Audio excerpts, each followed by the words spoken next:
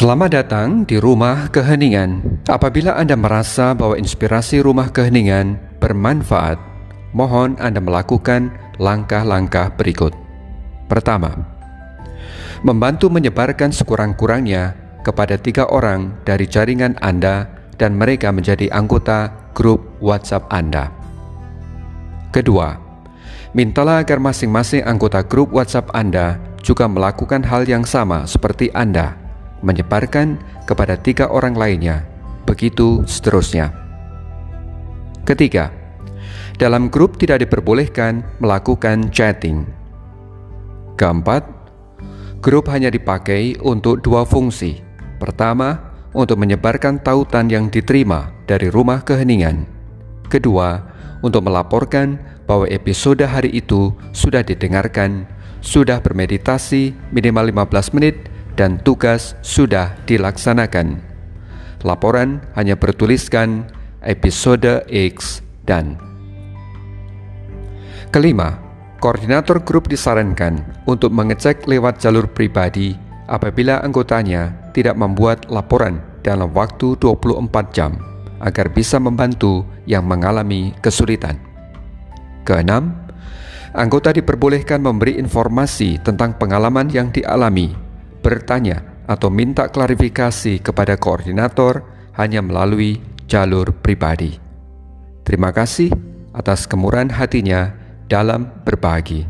Peace and love.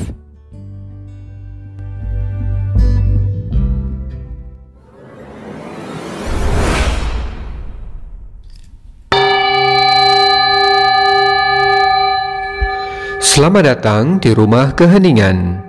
Interstisi 2, hidup dari kedalaman. Apa artinya hidup dari kedalaman?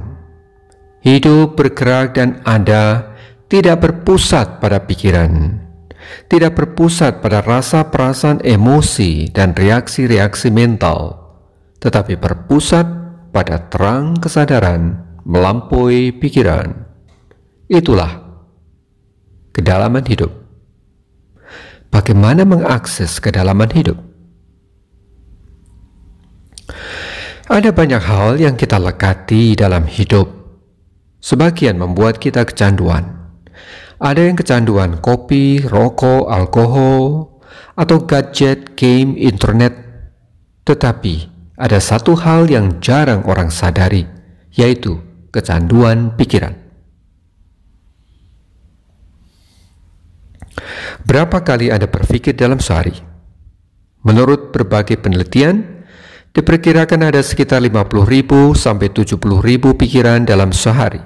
Itu artinya kita memproduksi sekitar 30 sampai 50 pikiran dalam 1 menit. Dari jumlah tersebut, 80% pikiran sibuk dengan masa lampau, membuat kita cemas dan gelisah. Sejumlah 15% sibuk dengan masa depan, membuat kita takut.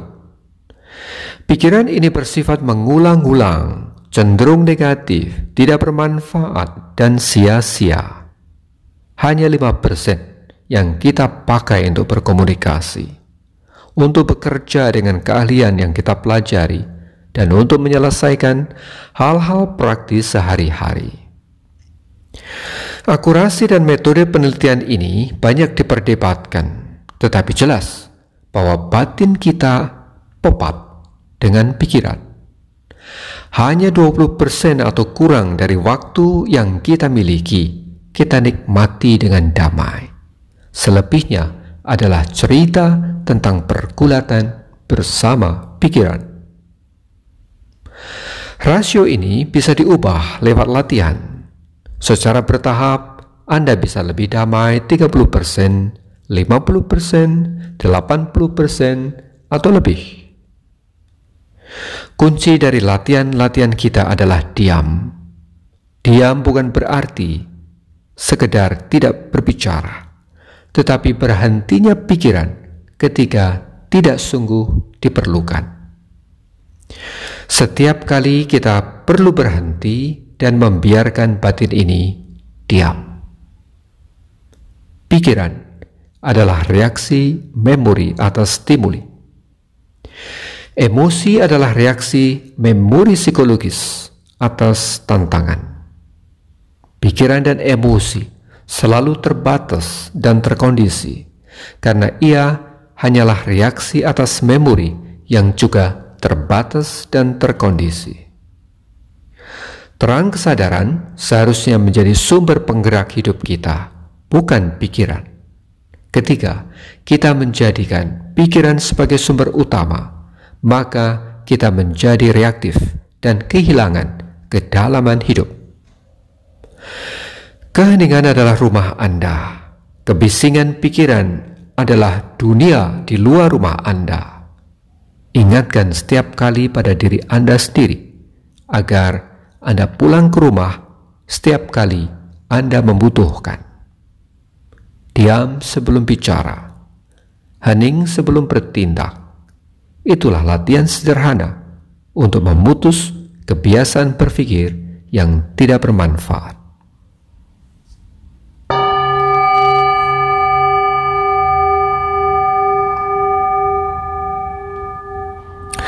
Tugas hari ini, setiap kali kita berhenti sekitar 3 menit setiap 1 atau 2 jam, itu disebut peace time. Hari ini, aku akan mengambil peace time setiap kali batin terasa penat oleh emosi atau pikiran.